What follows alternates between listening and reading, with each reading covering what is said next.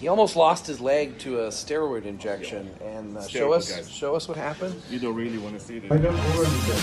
Munaf and I are here in Dubai. He just showed me his leg. He almost lost his leg to a steroid injection, and show us what happened. You don't really want to see this, but wow! So look at all this around here. Is what, scar tissue? yeah.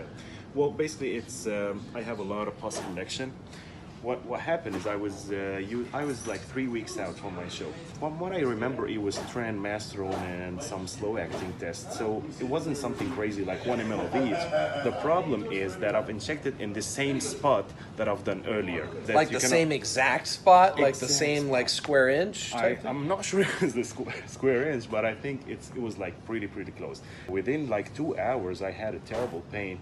My mistake was, beside injecting all over the same place, is that I thought that, you know what, let me just take some painkiller. And I didn't go to hospital, I didn't take antibiotics, I didn't do anything. And in 2 weeks, I'll show you the photos, it was horrible.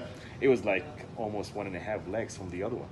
So you think if you went to the hospital quicker, it would have solved the problem? Yes, I think if I went there earlier, they would have probably given me some antibiotics. They would maybe some painkillers or anything to fix it earlier without having to go for a surgery. I had to go for a surgery, and it was pretty bad. I mean, this sounds like a bacterial problem. It doesn't sound like injecting right into the same spot would cause this. Unless, how frequent were your injections? Every other day.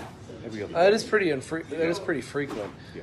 I suppose if you inject into the same spot over and over, and if there was some bacteria, you're never giving your body the chance to kill the bacteria. This very, very small bacteria that is there, and it can accumulate because you keep adding to the pocket. Well, it could be that. I don't know. I think it was kind of irritated because, you know, I was 3 weeks out, so I've been using this same spot forever. And what I used to do, and I still do it today, like if I will inject 3 times a week, I would do one leg and the other leg, and one side of the shoulders, and then go to the next week I'll go to the next side. And that day I just didn't check because I have a schedule. I write down where I do the injections, and just to make sure that I'm doing the right spot. So that day I was in a hurry. I said, you know what, I'm sure that this is fine, and I'll put it there, and it wasn't fine. Like, it was pretty bad. And So there was inflammation before you even put the shot in. There was inflammation in that area. There was nothing. I'm sure there was nothing, because if there was anything, I would at least feel that something's wrong. Let me just avoid this here, and let me just do the shoulders. All right, you're an experienced bodybuilder. How common do you think that these type of bad injection stories are in bodybuilding? Well, I think it happened to me I would say like maybe once every 2 months. No more. So you had a bad reaction to an injection once every 2 months? Yeah, once a month. Once